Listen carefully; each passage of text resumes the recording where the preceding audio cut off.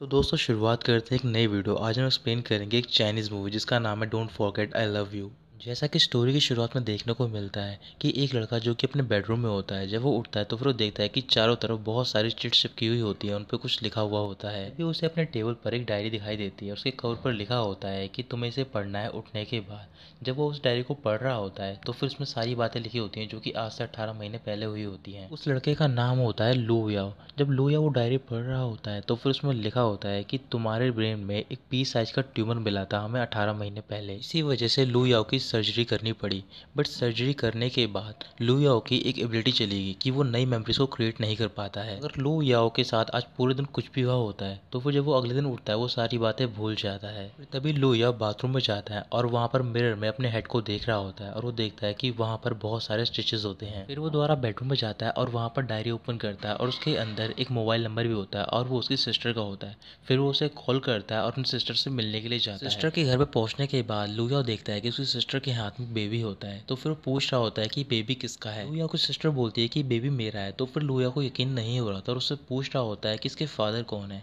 तो फिर सिस्टर बोल रही होती है कि मैंने तुम्हें पहले बताया बट तुम भूल चुके हो। अब बात करते हैं 18 महीने पहले की, जब लू याओ को पता चला होता है कि उसकी ब्रेन में एक ट्यूमर है और वो अपनी सिस्टर के साथ डॉक्टर के पास गया होता है अपना चेकअप कराने के लिए। लू याओ एक सॉन्ग राइटर और सिंगर होता है, तो फिर उसका फ्रेंड होता है वो एक स्टूडियो में होता है और वहाँ पर उसके स्टूडियो के मालिक से मिल रहा होता है। स्टूडियो में एक आर्टिस्ट आई होती है जिसे कि लू याओ को म्यूजिक बहुत पसंद होता है। तो फिर जो उसका फ्रेंड होता है वो उसके मैनेजर से बात कर रहा होता है और बोल रहा होता है कि म्यूजिक को हमेशा से ही लू याओ को म्यूजिक बहुत पसंद है और वो उसके साथ कोलैबोरेट करना चाहती है, बट वो मैनेजर मना कर रहा होता है। फिर लू याओ का फ्रेंड बोल रहा होता है कि तुम्हें एक बार लू याओ को चांस देना चाहिए, बट मैनेजर दोबारा मना करता है और बोल रहा होता है कि उसके पास एबिलिटी नहीं है कि वो नई अपनी मेमोरीज को क्रिएट कर सके और वो सॉन्ग कैसे लिखेगा ऐसी हालत में। किसी ना किसी तरीके से लू याओ का फ्रेंड उसे मनाने में कामयाब हो जाता है। फिर उसके बाद लू याओ का फ्रेंड उससे मिलने के लिए जाता है, उससे बता रहा होता है कि तुम्हें म्यूजिक के लिए एक नया सॉन्ग लिखना है। लू याओ पूछ रहा होता है कि सॉन्ग की थीम क्या है। तो फिर वो उसे बताता है कि सॉन्ग की थीम है UNI और तुम्हें ये कुछ ही हफ्तों में तैयार करके देना है। अपने फ्रेंड से मिलने के बाद लू याओ वहाँ से चला जाता है। वो अपनी कार में होता है और एक जगह पर बहुत सारा ट्रैफिक होता है तो फिर वो वहाँ पर होता है।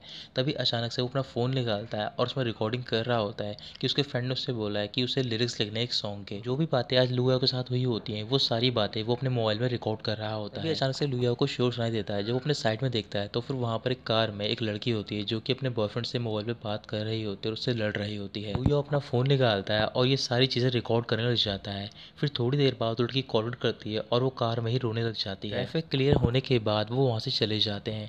तो फिर लू याओ एक जगह पर पहुँचता है और वहाँ पर उसे अपने एक डॉक्टर से मिलना होता है जो कि उसे ऑब्जर्व करेगी। लू याओ काफ़ी देर से वेट कर रहा होता है, तभी वहाँ पर एक लड़की आती है और ये वही लड़की होती है जिससे कि उसने कार में देखा होता है। फिर वो लड़की अपने आप को इंट्रोड्यूस करते उसे बताती है कि मैं तुम्हारी थेरेपिस्ट हूँ और उस लड़की का नाम होता है सू शिंगे। फिर शिंगे लू याओ को वहाँ से बाहर भेजती है और घर के अंदर जाकर अपनी ड्रेस चेंज करती है और वो एक रेड कलर का कोट पहन लेती है। शिंगे लू याओ को अंदर बुलाती है और वहाँ पर उसने एक मैट बिछाई होती है जिसके अंदर बहुत सारे पेबल्स होती हैं। तो फिर वो उसे बोल रही होती है कि तुम्हें इस पर चलना है। लू याओ उस मैट पर चलने लग जाता है। तो फिर शिंगे उससे पूछ रही होती है कि तुम्हें कैसा फील हो रहा है। लू याओ उसे बता रहा होता है कि मुझे बहुत ज़्यादा पेन फील हो रहा है।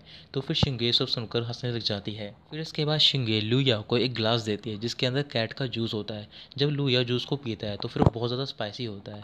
तो फिर दोबारा शिंगे उससे पूछ रही होती है कि तुम कैसा फील कर रहे हो। शिंगे अंदर वाले रूम में जाती है और वहाँ से गिटार लेकर आती है। फिर वो लू याओ से बोल रही होती है कि मैं म्यूजिक की तरह तुम्हारी एबिलिटी को दोबारा वापस लाऊंगी। शिंगे कुछ सॉन्ग प्ले कर रही होती है तो फिर लू याओ उसे आसानी से पहचान लेता है। तभी शिंगे के फ़ोन पर उसके बॉयफ्रेंड का कॉल आ रहा होता है बट वो उसे पिक नहीं कर रही होती। जो सॉन्ग उसने प्ले करे होते हैं तो फिर उनमें से एक सॉन्ग लू याओ का भी होता है। लू याओ उससे पूछ रहा होता है कि मुझे नहीं पता कि मेरा ये सॉन्ग अवार्ड में क्यों नहीं जीता और मैं वोटों में क्यों पीछे रह गया दूसरे सॉन्ग से। शिंगे लू याओ से बोल रही होती है कि मैं तुम्हें बताती हूँ कि तुम्हारा सॉन्ग अवार्ड क्यों नहीं जीता, क्योंकि बहुत सारे लड़के होते हैं जो कि टू टाइमर होते हैं बट जो लड़कियां होती हैं वो थोड़ी सिली होती हैं, वो आसानी से प्यार में पड़ जाती हैं और लड़के के लिए कुछ भी कर सकती हैं। लू याओ शिंगे की तरफ देखने लग जाता है, उससे पूछ रहा होता है कि तुम्हारे साथ क्या हुआ है, तुम मुझे बता सकती हो। बट शिंगे मना करते हुए बोल रही होती है कि एक डॉक्टर अपने पेशेंट के साथ अपनी पर्सनल लाइफ को शेयर नहीं कर सकता। लू याओ मुस्कुराने लग जाता है और बोल रहा होता है कि मैं एक पेशेंट हूँ और जो भी तुम मुझे बताओगी मैं सारी बातें कल भूल जाऊंगा, तो फिर तुम मुझे बता सकती हो। शिंगे उसकी बात मान जाती है और उसे बताने लग जाती है। शिंगे बोल रही होती है कि मेरे बॉयफ्रेंड ने पहले ही मेरे साथ चीट किया है बट उसने मुझसे माफ़ी मांग ली थी। अब की बार वो मुझसे बोल रहा है कि वो मुझसे ब्रेकअप करना चाहता है। वो एक म्यूजिशियन है और मेरी मॉम कहा करती थी कि जितने म्यूजिशियन है वो सारे टू टाइमर्स होते हैं। फिर शिंगे लू याओ से बोल रही होती है कि मैं ये सब तुम्हारे बारे में बोल नहीं रही हूँ, तुम ऐसे नहीं हो। लू याओ पूछ रहा होता है कि तुम्हारे बॉयफ्रेंड की क्या क्या कमियां हैं। तो फिर शिंगे उसे सारी बातें बता रही होती है। लुया अपने हाथ में गिटार लेता है और जो भी सारी बातें बताई होती है उनसे एक सॉन्ग बना लेता है। तभी शिंगे के पास बॉयफ्रेंड का कॉल आता है, तो फिर लुया उसको पिक करने के लिए बोलता है। जब वो कॉल को पिक करती है तो फिर लुया उसे वही सॉन्ग सुना रहा होता है जो कि उसने अभी लिखा होता है। इसके बाद शिंगे अपने बॉयफ्रेंड से ब्रेकअप कर लेती है और बहुत ज़्यादा खुश होती है। फिर इसके बाद उनकी मीटिंग का टाइम खत्म हो जाता है और दोनों बाहर चले जाते हैं। बाहर पहुंचकर लुया देखता है कि उसकी सिस्टर आई होती है उसे पिक करने के लिए। फिर वो अपनी सिस्टर के साथ वहाँ से चला जाता है। रात को लुया अपने घर में होता है और वो पियानो प्ले कर रहा होता है। फिर लुया वहाँ पर एक फ़ोटो लगा देता है जो कि शिंगे की फ़ोटो होती है। अगले दिन लुया दोबारा शिंगे के पास जाता है अपनी थेरेपी के लिए। तो फिर शिंगे ने वही कपड़े पहन रखे होते हैं जो कि उसने कल पहने होते हैं। दोबारा शिंगे लुया को मैट पर चलवाती है और उसे कैरेट जूस पिलाती है जो कि काफ़ी स्पाइसी होता है। कुछ ही देर बाद वहाँ पर एक आदमी आता है और वो शिंगे से बोल रहा होता है कि तुम्हारे लैंडलॉर्ड ने कॉल करा है, तुम्हारे अपार्टमेंट में इमरजेंसी है और तुम्हें वहाँ पर जाना होगा। फिर शिंगे वहाँ से जा रही होती है बट उसकी कार खराब हो जाती है। तो फिर लुया उसे अपनी कार में लिफ्ट देता है उसके घर तक। अपने अपार्टमेंट पहुँचकर शिंगे देखती है कि वहाँ पर चारों तरफ पानी फैला हुआ होता है और जितने भी कागज़ होते हैं वो सारे भीग गए होते हैं। जितने भी वहाँ पर चिट्स होती हैं उन सब पे पोएट्री लिखी होती है। तो फिर लुया उन सबको उठाता है और क्लिप्स के थ्रू एक रोप पर लटका देता है ताकि वो सारे सूख जाएं। लुया के कपड़े भीग गए होते हैं तो फिर शिंगे उसे अपने एक्स बॉयफ्रेंड की टी शर्ट देती है पहनने के लिए। जब वो टी शर्ट पहन रहा होता है तभी वहाँ पर शिंगे का एक्स बॉयफ्रेंड आ जाता है। शिंगे का एक्स बॉयफ्रेंड शिंगे से बोल रहा होता है कि हमारा ब्रेकअप हुए अभी 2 दिन भी नहीं हुए और तुमने एक नया बॉयफ्रेंड बना लिया है। गुस्से में उसका बॉयफ्रेंड शिंगे के पास जाता है और उसे धक्का देता है। तो फिर लुया को इस बात से गुस्सा आता है और वो शिंगे के एक्स बॉयफ्रेंड से लड़ना स्टार्ट कर देता है। जैसा कि मैंने पहले बताया कि शिंगे का बॉयफ्रेंड एक म्यूजिशियन होता है तो फिर अपना गिटार वापस लेने के लिए आता है। फिर शिंगे उसे उसका गिटार वापस करते हैं और उसका बॉयफ्रेंड वहाँ से चला जाता है। रात को लुया और शिंगे दोनों एक जगह पर बैठे होते हैं और वहाँ पर ड्रिंक कर रहे होते हैं। लुया के हाथ में एक अपना गिटार भी होता है। लुया और शिंगे को कुछ पोएट्री सुना रहा होता है जो कि उसने उसके घर में देखी होती है। फिर शिंगे लुया को बता रही होती है कि जब मैं हाई स्कूल में थी तो फिर मैं पोएट बनना चाहती थी, बिल्कुल जॉय हाजो की तरह। हर साल जॉय हाजो यूएस में अपनी एक वर्कशॉप रखता है और मैं वहाँ पर जाना चाहती हूँ बट मैं नहीं जा पाती हूँ। मैंने कई सारी पोएट्री क्लास अटेंड करी हैं बट मुझे नहीं पता और ना ही मुझे समझ आ रहा है कि हर बार मुझे क्रिटिसिज्म का सामना क्यों करना पड़ता है। फिर लुया और शिंगे को अपनी कहानी के बारे में बता रहा होता है और बोल रहा होता है कि जब मेरे सक्सेसफुल होने से पहले मैं भी एक ऐसे सॉन्ग रटा था जिसके सॉन्ग बिल्कुल पास नहीं होते थे। सारे लोग मुझे रिजेक्ट कर देते थे। मैंने डिसाइड कर लिया कि जितने लोगों ने मेरे सॉन्ग को रिजेक्ट किया है मुझे इन्हें दिखाना है कि मेरे सॉन्ग इनसे बेटर है और मैंने ये करके दिखा दिया। मैं तुम्हें आज ये चांस दे रहा हूँ, मैं तुम्हारी ऑडियंस हूँ और तुम्हें यहाँ पर एक पोइट्री सुनानी है। तुम्हारी पोइट्री की थीम है यूएनआई। शिंगे लुयाओ को यूएनआई की थीम पर एक पोइट्री सुनाती है। जैसे ही लुया उस पोइट्री को सुनता है तो फिर वो उसे एक सॉन्ग की तरह कंपोज करने लग जाता है। लुया शिंगे से बोल रहा होता है क्या तुम मेरी लिरिसिस्ट बन सकती हो, बट शिंगे मना करते हुए बोल रही होती है कि वैसे ही मैंने अपनी बाउंड्री को ओवर स्टेप कर दिया और मैं तुम्हारे साथ ड्रिंकिंग कर रही हूँ यहाँ पे, बट मुझे ये नहीं करना चाहिए। बोल रहा होता है कि ऐसा कुछ भी नहीं है, अगर तुम मेरी लिरिसिस्ट बन जाओगी तो फिर हम दोनों वर्किंग पार्टनर हो जाएंगे और हमारे बीच में कोई भी बाउंड्रीज नहीं होंगी। अगर तुम मेरे घर पर आओगी मेरी हेल्प करने के लिए तो फिर तुम्हारी भी हेल्प होगी क्योंकि तुम्हें मेरे बारे में ज़्यादा इन्फॉर्मेशन मिलेगी और तुम मेरे ऊपर ज़्यादा रिसर्च कर पाओगे। उसकी बात मान जाती है। तभी अचानक से वहाँ पर बारिश स्टार्ट हो जाती है। फिर दोनों वहाँ से भाग जाते हैं और एक जगह पर खड़े होते हैं। लुया और शिंगे की तरफ देखने लग जाता है और वो उसके करीब बढ़ रहा होता है उसे किस करने के लिए। जैसे ही वो उसे किस करने जा रहा होता है तभी शिंगे वहाँ से भाग जाती है। जब शिंगे अपने अपार्टमेंट पहुँचती है तो फिर वहाँ पर वो मुस्कुरा रही होती है। तभी अचानक से वो सीरियस होती है और बोल रही होती है कि तुम ये नहीं कर सकती हो, वो तुम्हारा पेशेंट है। फिर वो लैपटॉप ऑन करती है और वहाँ पर सर्च कर रही होती है कुछ ऐसे साइंस के बारे में बताओ जिससे कि एक थेरेपिस्ट और डॉक्टर अपने पेशेंट से प्यार करने लगते हैं। पहला साइन आता है कि तुम पेशेंट के साथ ज़्यादा टाइम स्पेंड कर रही हो। तो फिर शिंगे बोल रही होती है कि मेरे पास सिर्फ एक ही पेशेंट है, इस वजह से मैं ज़्यादा टाइम स्पेंड कर रही हूँ, ऐसा कुछ भी नहीं है हमारे बीच में। लुया अपने घर में होता है, अपना फ़ोन निकालता है और वो उसमें बोल रहा होता है कि लुया तुम एक पर्सन को नहीं भूलना और वो पर्सन है शिंगे क्योंकि तुम उससे प्यार करने लग गए हो। वो अपने फ़ोन को प्रिंटर से कनेक्ट करता है और एक फ़ोटो निकालता है जिसमें कि उसने एक फ़ोटो ली होती है शिंगे के साथ में। उस फोटो को निकालने के बाद वो उसे अपने लैंप पर चिपका देता है। अगले दिन सुबह उठने के बाद लुया तैयार हो रहा होता है और उसने फ़ोन पर अपनी सारी रिकॉर्डिंग सुन ली होती है शिंगे के बारे में। कुछ ही देर में शिंगे भी वहाँ पर पहुँच जाती है और उसने वही सेम कपड़े पहन रखे होते हैं जो कि उसने फर्स्ट डे पर पहने होते हैं। फिर लुया उसे अपने घर के अंदर बुलाता है। शिंगे लुया का घर देख रही होती है तो फिर लुया देखता है कि वहाँ पर पिलर पर बहुत सारी शीट लगी होती है और उनमें से एक फ़ोटो होती है जो कि शिंगे की फ़ोटो होती है। तभी लुया वहाँ पर पहुँचता है और उस फोटो को नीचे फेंक देता है। लुया शिंगे को एक रूम में लेके जाता है जहाँ पर कि पियानो रखा होता है। फिर वो पियानो को प्ले कर रहा होता है और शिंगे से बोल रहा होता है कि तुम्हें आगे की पोएट्री बतानी है। शिंगे कुछ भी नहीं बोल पा रही होती क्योंकि उसे इंस्पिरेशन नहीं मिल रही होती। फिर वो लुया से बोलती है कि मुझे वाइन पीनी है। फिर लुया उसके लिए वाइन लेकर आता है और उससे पूछ रहा होता है कि तुम नॉर्मली क्या करती हो इंस्पिरेशन के लिए। शिंगे बोलती है कि मैं बाथरूम जाती हूँ और वहाँ पर नहाती हूँ। तो फिर शिंगे फिर बाथरूम में जाती है और वहाँ पर नहाने लग जाती है। तो फिर जो लुया होता है वो बाथरूम के बाहर होता है और उससे आगे की पोएट्री पूछ रहा होता है और शिंगे उसे आगे की पोएट्री सुना रही होती है। फिर उसके बाद वो किचन में जाते हैं और खाना बनाते हैं। फिर उस टाइम पर भी वो पोएट्री के कुछ लिरिक्स बताती है और फिर वो आगे जाकर योगा करते हुए भी कुछ लिरिक्स बताती है। ऐसे ही कुछ हफ्ते बीत जाते हैं और लुया ने पूरा गाना लिख लिया होता है। तो फिर वो एक दिन शिंगे को अपने स्टूडियो में बुलाता है ताकि वो सॉन्ग को रिकॉर्ड कर सके। फिर वो दोनों स्टूडियो में जाते हैं और वहाँ पर सॉन्ग को रिकॉर्ड कर रहे होते हैं। रिकॉर्डिंग करते हुए दौरान वो दोनों एक दूसरे के करीब आते हैं और उसे किस करने लग जाते हैं। फिर लुया शिंगे को अपने बेडरूम में लेकर जाता है। कुछ देर बाद शिंगे सो जाती है बट लुया सोया नहीं होता। फिर वो उठता है और अपने कंप्यूटर में से एक मेल भेजता है, वो भी उस पोएट को जिसकी शिंगे फैन होती है। फिर लुया अपना फ़ोन निकालता है और उसमें रिकॉर्ड कर रहा होता है कि लुया तुम्हें कल शिंगे को बताना है जब तुम उठोगे कि तुम उससे प्यार करते हो। उसके बाद वो भी सो जाता है। अगले दिन सुबह जल्दी शिंगे उठ जाती है और अपने सारे कपड़े उठाती है और वहाँ से जा रही होती है। फिर शिंगे लुया की तरफ देखकर बोल रही होती है कि कितने दुख की बात है कि तुम्हें कुछ भी चीज़ें याद नहीं होगी जब तुम उठोगे। फिर वो लियो के करीब जाती है, उसके चीज़ पर किस करती है और वहाँ से चली जाती है। जब वो घर के बाहर पहुँचती है तो फिर वहाँ पर लियो की सिस्टर होती है और वो उसे जाते हुए देख लेती है। कुछ देर बाद लियो की सिस्टर उसके पास जाती है और वो अपने साथ डॉक्टर के पास लेकर जाती है ताकि उसका चेकअप करा सके। तो फिर लुया बहुत ज़्यादा खुश होता है। तो फिर लुया की सिस्टर डॉक्टर से बोल रही होती है कि लुया को लगता है कि ये प्यार में पड़ गया है। लुया बोल रहा होता है कि सच बात है कि मैं उससे प्यार करता हूँ। तो फिर उसकी बहन पूछ रही होती है कि उस लड़की का क्या नाम है जिससे कि तुम प्यार करते हो, बट लुया उसका नाम नहीं बता पाता है। तभी लुया डॉक्टर के पास जाता है और अपनी एक बुक निकालता है और उसे बता रहा होता है कि कल मैंने एक सर्जरी के बारे में सर्च करा, ये बिल्कुल नई सर्जरी है, इससे मेरा ब्रेन बिल्कुल ठीक हो जाएगा। तो फिर डॉक्टर कुछ भी नहीं बोलता। लुया उससे पूछ रहा होता है कि आप कुछ क्यों नहीं बोल रहे हो।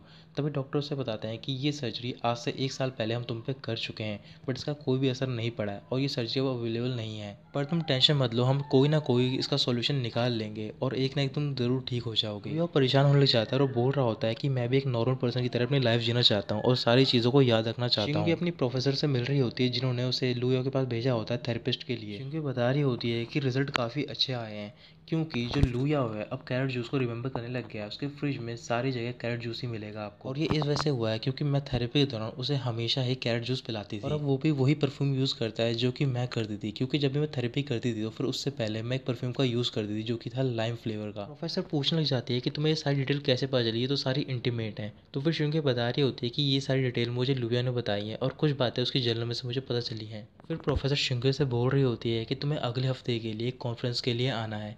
तो फिर शिंगे इस बात के लिए खुश हो जाती है। रात को लुया अपने घर पर होता है और वहाँ पर उसकी सिस्टर भी होती है और दोनों ड्रिंक कर रहे होते हैं। तो फिर सिस्टर बोल रही होती है क्या तुम्हें याद है कि जो मेरा एक्स बॉयफ्रेंड था वो मुझे परेशान कर रहा था, तो फिर तुमने उसे बहुत बुरी तरीके से पीटा था और तुम उस टाइम पर काफ़ी कूल लग रहे थे। उसके बाद वो लुया से बोल रही होती है कि तुम्हें प्यार को सीरियस नहीं लेना चाहिए क्योंकि जो भी प्यार को सीरियस लेता है वो हमेशा से आखिर में एक लूजर ही होता है। लुया बोल रहा होता है ऐसा कुछ भी नहीं है और मैं उस लड़की को पसंद करता हूँ, मैं उसके साथ रहना चाहता हूँ। ये कहने के बाद लुया वहीं पर सो जाता है और जो उसकी सिस्टर होती है उसकी तरफ देख रही होती है। अगले दिन लुया अपने फ्रेंड के साथ एक स्टूडियो में जाता है और वहाँ पर उसके फ्रेंड के हाथ में एक सॉन्ग होता है और उससे बोल रहा होता है कि यही सॉन्ग तुम्हें song writer of the year का अवार्ड दिलवाएगा। लुया का फ्रेंड बोल रहा होता है कि तुम भी मेरे साथ स्टूडियो में चलो, बट लुया मना कर देता है। फिर उसका फ्रेंड अपने स्टूडियो में चला जाता है। के जाने के बाद लुया के पास एक साइकेट्रिस्ट का कॉल आता है और उसे बता रही होती है कि आज शाम को 4 बजे तुम्हारा एक थेरेपी सेशन है, तुम्हें वहाँ पर आना होगा। कुछ देर बाद लुया का फ्रेंड स्टूडियो के बाहर आ जाता है। तो फिर लुया उससे पूछ रहा होता है क्या हुआ है। तभी लुया का फ्रेंड बता रहा होता है कि इस सॉन्ग को सिलेक्ट कर लिया गया है। ये बात सुनते ही लुया बहुत ज़्यादा खुश जाता है। उससे पूछ रहा होता है कि तुम्हारे सॉन्ग कैसे सिलेक्ट कर लिया गया, क्या तुमने मेरी मेमोरी ले ली इस सॉन्ग को लिखने के लिए। लुया का फ्रेंड बोल रहा होता है कि तुम ऐसा बोल सकते हो कि मैंने तुम्हारी मेमोरी ले ली है इस सॉन्ग को लिखने के लिए। लुया की सिस्टर शिंगे से मिलने के लिए जाती है और वो अपना फ़ोन देती है, उसमें एक रिकॉर्डिंग दिखा रही होती है जिसमें कि शिंगे और लुया दोनों एक दूसरे को किस कर रहे होते हैं। लुया की सिस्टर गुस्से में बोल रही होती है कि मैंने ये सारे कैमरे अपने ब्रदर की सेफ्टी के लिए लगवाए थे, बट तुम ये सब क्या कर रही हो मेरे ब्रदर के साथ, क्या तुम जानते हो उसकी हालत कैसी है, और आज के बाद तुम मेरे भाई के नज़दीक मत जाना, अगर तुम ऐसा करोगी तो फिर मैं ये क्लिप तुम्हारे कॉलेज को भेज दूंगी ताकि वो तुम्हें वहाँ से निकाल दें। शिंगे बोल रही होती है कि ऐसा कुछ भी नहीं है और ये बात सच है कि मैं तुम्हारे भाई को पसंद करती हूँ और मैं उसके साथ खेल नहीं रही हूँ बल्कि मैं उसके साथ रहना भी चाहती हूँ। लुया की सिस्टर बोल रही होती है कि अगर तुम वाकई में लुया को पसंद करती हो तो फिर तुम्हें उससे दूर रहना चाहिए क्योंकि मैंने तुम्हारे सारे ट्रेसेस हटा दिए हैं उसकी लाइफ से। लुया के घर में जितनी भी चीट है, उसके कंप्यूटर में जितनी भी फोटोज होती हैं और जो उसके फ़ोन में रिकॉर्डिंग होती है शिंगे के बारे में, वो सारी उसकी सिस्टर ने डिलीट कर दी होती हैं। और जो सॉन्ग उन दोनों ने मिलकर लिखा होता है, शिंगे की सिस्टर ने उस सॉन्ग के लिरिसिस्ट का नेम चेंज कर दिया होता है। लुया की सिस्टर बोल रही होती है कि अगर तुम लुया के करीब भी गई तो फिर उसे तुम्हारे बारे में कुछ भी याद नहीं है। ये कहकर वो वहाँ से चली जाती है। फिर कुछ देर बाद वहाँ पर लुया होता है अपने थेरेपी सेशन के लिए, और जो उसका सेशन लेने वाली होती है वो होती है शिंगे। वहाँ पर सेशन के लिए एक स्पेशल रूम बनाया होता है जो कि चारों तरफ से ग्लास का कवर होता है, और वहाँ पर कई सारे स्टूडेंट बैठे होते हैं जो कि ये सब देख रहे होते हैं। लुया रूम के अंदर जाता है और वहाँ पर वही मैट बिछी होती है जिसके अंदर पेबल्स होते हैं। तो फिर शिंगे बोल रही होती है कि तुम इसके ऊपर चलना है, बट लुया चलने से मना कर देता है। इसके बाद शिंगे लुया से पूछ रही होती है कि तुमने इस पर चलने से क्यों मना कर दिया है। तो फिर लुया बोल रहा होता है कि पता नहीं, मुझे अंदर से फीलिंग आई कि मुझे उसके ऊपर नहीं चलना चाहिए। फिर वो लुया को कैरेट जूस देती है और उसे वो भी पीने से मना कर देता है। फिर लुया शिंगे की तरफ घूर कर देख रहा होता है और उससे पूछ रहा होता है कि हम पहले कितनी बार मिले हैं।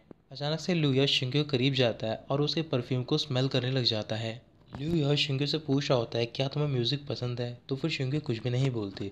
फिर लुया एक सॉन्ग को गुनगुना रहा होता है और ये वही सॉन्ग होता है जो कि दोनों ने मिलकर लिखा होता है। ये सॉन्ग सुनते ही शिंगे रोने लग जाती है। इसके बाद शिंगे वहाँ से भाग जाती है। रात को अपने घर पर होती है तो फिर वो लैपटॉप ऑन करती है और देख रही होती है उसके पास एक मेल आया होता है। वो मेल जो हाइजो ने भेजा होता है, क्योंकि लुया ने कुछ दिनों पहले जो हाइजो को एक मेल करा होता है और उसमें सारी पोएम होती हैं जो कि शिंगे ने लिखी होती हैं। शिंगे को पता चलता है कि ये मेल लुया ने भेजा था, बट उसे ये समझ नहीं आ रहा था कि लुया को कैसे याद है जो हाइजो के बारे में। अगले दिन लुया स्टूडियो में होता है और वहाँ पर अपने सॉन्ग को रिकॉर्ड कर रहा होता है। सॉन्ग रिकॉर्ड करने के बाद वो अपने घर में जाता है और वहाँ पर पियानो प्ले कर रहा होता है। इसके बाद अपने रूम में जाता है और बेड के नीचे बैठा होता है। तभी उसे वहाँ पर बेड के नीचे एक फ़ोटो मिलती है।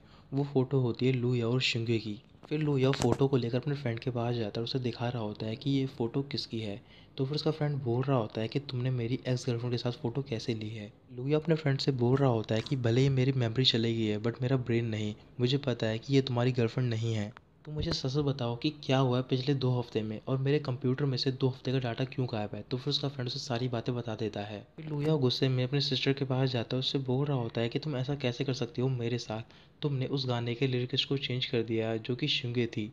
सिस्टर बोल रही होती है कि तुम उसका नाम तक याद नहीं है और तुम उसकी टेक केयर कैसे करोगे। क्या तुम्हें पक्का यकीन है कि तुम उससे प्यार कर सकते हो। लुया गुस्से में बोल रहा होता है कि तुम्हें तो पता है कि मेरी लाइफ ऐसे ही है और आखिर में मुझे एक ऐसी चीज़ मिली जिसे कि मैं अपने साथ रखना चाहता हूँ, बट तुमने उसे आखिर में मुझसे छीन ही लिया।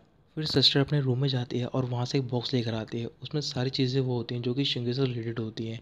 तो फिर बॉक्स लुया को देने के बाद वो उससे माफ़ी मांग रही होती है और बोल रही होती है कि मैं तुम्हें सिर्फ प्रोटेक्ट करना चाहती थी। लुया वो सारा सामान लेकर अपने घर में जाता है तो फिर वो देखता है कि इस बॉक्स में एक लेटर भी होता है जो कि शिंगे ने उसके लिए लिखा होता है। लेटर को पढ़ने के बाद लुया रोने लग जाता है। कुछ दिन बीतने के बाद लुया एक आर्टिस्ट के साथ एक थिएटर में जाता है और वहाँ पर वो अपने नए सॉन्ग को परफॉर्म कर रहा होता है। वहाँ पर शिंगे भी आई होती है उनकी परफॉर्मेंस देखने के लिए। ये सॉन्ग शिंगे और लियो ने मिलकर लिखा होता है। तो फिर इस सॉन्ग को सुनने के बाद शिंगे रोने लग जाती है और वो सारे पल याद कर रही होती है जो कि उसने लुया के साथ बिताए होते हैं। परफॉर्मेंस खत्म होने के बाद वो सारे बाहर जा रहे होते हैं। तभी अचानक से लुया को शिंगे वहाँ पर दिखाई देती है। तभी उसे शिंगे के बारे में कुछ बातें याद आ जाती हैं। फिर लुया एक माइक लेता है और शिंगे का नाम चिल्ला रहा होता है। शिंगे अपना नाम सुनकर लुया के पास जाती है और उससे बोल रही होती है कि तुम्हें मेरे बारे में याद कैसे है। तो फिर लुया बोल रहा होता है कि मुझे सारी बातें तो याद नहीं है, बट मुझे इतना पता है कि मैं तुम्हें खोना नहीं चाहता हूँ दोबारा। तभी शिंगे लुया को किस कर लेते हैं। फिर इसके बाद वो दोनों लुया के घर पर जाते हैं। तो फिर वहाँ पर वो लुया का फ़ोन निकालते हैं, उसमें रिकॉर्डिंग कर रही होती है और बोल रही होती है कि आज के पास से भले ही कुछ भी हो हम दोनों की लाइफ में, बट लुया और शिंगे दोनों अलग नहीं होंगे। अब ऐसे ही करीबन 4 महीने बीत गए होते हैं। तो फिर शिंगे लुया को उसके सिस्टर के घर पर लेकर जाती है और वहाँ पर उसने सरप्राइज एक बर्थडे पार्टी प्लान करी होती है और वो होती है लुया की बर्थडे पार्टी। शिंगे लुया की सिस्टर के साथ किचन में होती है और वहाँ पर खाना बना रही होती है। तभी अचानक से उसे चक्कर आने लग जाते हैं। तो फिर उसकी सिस्टर बोल रही होती है कि तुम्हें डॉक्टर से चेकअप कराना चाहिए। अगले दिन लुया और शिंगे चेकअप कराने के लिए हॉस्पिटल जाते हैं। तो फिर डॉक्टर शिंगे को बता रही होती है कि वो 8 वीक से प्रेग्नेंट है। ये खबर सुनने के बाद शिंगे तो खुश होती है, बट लुया कुछ भी नहीं बोल रहा होता और ना ही कुछ रिएक्ट करता है। फिर दोनों वापस साथ में घर जा रहे होते हैं। शिंगे लुया से पूछने लग जाती है क्या तुम वाकई में कुछ भी नहीं बोलोगे मुझसे। मुझे पता है कि तुम ये बेबी नहीं चाहते हो। अगर तुम ऐसा ही चाहते हो तो फिर मैं तुम्हारे साथ नहीं रह सकती हूँ। और ये कहकर वो कार से बाहर निकल जाती है और वहाँ से जाने लग जाती है। लुया भी बाहर जाता है और वो शिंगे को रोककर बोल रहा होता है कि तुम ऐसा कैसे बोल सकती हो कि मैं इस बेबी को नहीं चाहता हूँ, ये हम दोनों का बेबी है। बट जब भी मैं अपनी कंडीशन के बारे में सोचता हूँ तो फिर मुझे बहुत डर लगता है कि मैं बेबी की केयर टेक कैसे करूँगा, और ये कहकर वो रोने लग जाता है। तभी शिंगे उससे हग कर लेती है और बोल रही होती है कि कुछ भी नहीं होगा, तुम चिंता मत करो, मैं तुम्हारे साथ हूँ। ऐसे ही कुछ और हफ्ते बीत जाते हैं। लुया और शिंगे की वेडिंग हो रही होती है। अब करीबन वो दोनों 3 बार वेडिंग कर चुके होते हैं क्योंकि लुया हर बार वेडिंग भूल जाता है। बट शिंगे लुया को याद दिलाने के लिए उसे बार-बार वेडिंग कर रही होती है। कुछ दिनों बाद शिंगे हॉस्पिटल में होती है तो फिर डॉक्टर उसे बता रही होती है कि तुम्हारे बेबी की हालत बिल्कुल ठीक है बट तुम्हारी नहीं है, तुम्हें शायद प्रीक्लॉम्सिया है। शिंगे पूछ रही होती है कि ये क्या होता है तो फिर डॉक्टर उसे बता रही होती है कि इसमें अचानक से वुमन का जो बीपी होता है वो बढ़ जाता है और अचानक से वो बेहोश हो जाती है। ये तुम्हारे लिए काफ़ी सीरियस टाइम है बट तुम्हें अपने आप पे प्रेशर नहीं देना चाहिए, ये तुम्हारी हेल्थ के लिए काफ़ी अच्छा रहेगा। तो फिर शिंगे डॉक्टर से बोल रही होती है कि आप इस बारे में लुया को कुछ मत बताना। डॉक्टर उसकी बात मान जाती है। फिर कुछ दिनों बाद शिंगे लुया के साथ शॉपिंग के लिए जाती है और वो अपने बच्चों के लिए कुछ कपड़े लेकर आती है और वहाँ पर कुछ खिलौने भी। ये सारी चीज़ें शिंगे रिकॉर्ड कर रही होती है। एक रात को शिंगे लुया से मिलने के लिए जा रही होती है, तभी वो बीच रास्ते में बेहोश हो जाती है। फिर वहाँ पर कुछ लोग आते हैं और वो उसे हॉस्पिटल में एडमिट कराते हैं। शिंगे का ब्लड प्रेशर बढ़ रहा होता है तो फिर हॉस्पिटल पहुँचने के बाद जो डॉक्टर्स होती हैं वो शिंगे के हस्बैंड यानी कि लुया को कॉल करते हैं, उसे बता रही होती है कि शिंगे अभी हॉस्पिटल में एडमिट है। डॉक्टर शिंगे को बता रही होती है कि तुम्हारे बेबी की और तुम्हारी हालत काफ़ी ख़राब है, इस वजह से हमें सर्जरी करनी होगी। शिंगे बोल रही होती है कि मैं आखिरी बार लुया को देखना चाहती हूँ। तो फिर डॉक्टर से बता रहे होते हैं कि कुछ ही देर में लुया यहाँ पर आने वाला है। फिर कुछ देर बाद लुया वहाँ पर पहुँच जाता है और शिंगे की सर्जरी स्टार्ट हो जाती है। कुछ घंटों तक सर्जरी चलती है। फिर डॉक्टर ऑपरेशन थिएटर से बाहर आती हैं और वो लुया से बोल रही होती है कि शिंगे ने बहुत सारा ब्लड लॉस कर दिया है, अब शायद वो नहीं बच पाएगी, उसके पास कुछ ही वक्त बचा है। लुया शिंगे से मिलने के लिए जाता है और उसे देखकर रोने लग जाता है। तो फिर शिंगे बोल रही होती है कि मैंने तुमसे प्रॉमिस करा था कि मैं तुम्हें छोड़कर नहीं जाऊंगी और मैं कहीं भी नहीं जाऊंगी। इसके बाद शिंगे को ठंड लग रही होती है तो फिर वो लुया से बोल रही होती है कि मैं कोल्ड फील कर रही हूँ, क्या तुम मेरे साथ लेट सकते हो। तो फिर लुया उसकी बात मान जाता है और उसके साइड में लेट जाता है। अपना हाथ लुया के हाथ पर रखती है और वो रोने लग जाती है। फिर वो लुया से बोल रही होती है कि कल हमारी एनिवर्सरी है और तुम्हें याद रखनी है और साथ ही में तुम्हें मेरे साथ सेलिब्रेट भी करनी होगी। तभी अचानक से शिंगे का जो हाथ होता है वो लुया के हाथ से नीचे गिर जाता है और फिर शिंगे की वहीं पर डेथ हो जाती है। इसके बाद लुया अपने घर पर जाता है और वो सारी रिकॉर्डिंग देख रहा होता है कि जो कि शिंगे ने उसके लिए रिकॉर्ड की होती है और उन्हें देखकर वो रोने लग जाता है। कुछ महीने बीत गए होते हैं तो फिर लुया उठता है और जैसा कि मैंने स्टोरी की शुरुआत में बताया होता है कि लुया उठने के बाद उसे एक डायरी मिलती है। उस डायरी को पढ़ने के बाद वो अपने सिस्टर से मिलने के लिए जाता है। उनके हाथ में एक बेबी होता है और वो बेबी होता है लुया का, बट उसे ये बात याद नहीं होती है। लुया उस बेबी को लुया को देने के बाद वहाँ से चली जाती है। लुया के सिस्टर ने उसे डॉक्टर का नंबर भी दिया होता है। तो फिर जब बेबी होता है वो चुप नहीं हो रहा होता, तभी लुया डॉक्टर को कॉल करता है। बट जो उसकी असिस्टेंट होती है वो बताती है कि जो डॉक्टर हैं वो एक मेमोरी सर्विस में गई हैं। लुया भी बेबी के साथ उसी सेरेमोनियल हाउस में जाता है तो फिर वो देखता है कि वहाँ पर बाहर एक लड़की की फोटो लगी होती है और वो फोटो होती है शिंगे की। फोटो को देखकर लुया की आंखों में आंसू आते हैं बट उसे समझ नहीं आ रहा होता कि ऐसा क्यों हो रहा है। फिर वो मेमोरियल हाउस के अंदर जाता है। हाउस के अंदर पहुंचने के बाद वहाँ पर एक रिकॉर्डिंग प्ले हो रही होती है और ये रिकॉर्डिंग शिंगे ने लुया के लिए रिकॉर्ड करी होती है। उस वीडियो में सारी बातें रिकॉर्ड होती हैं जो कि 18 महीने के दौरान हुई होती हैं। फिर लुया को शिंगे के बारे में सारी बातें याद आती है और वो ये सब देखकर रोने लग जाता है। तो दोस्तों यहीं खत्म होती इस मूवी की स्टोरी। मैं आपसे मिलता हूँ अगली वीडियो में एक और नई मूवी की स्टोरी को लेकर।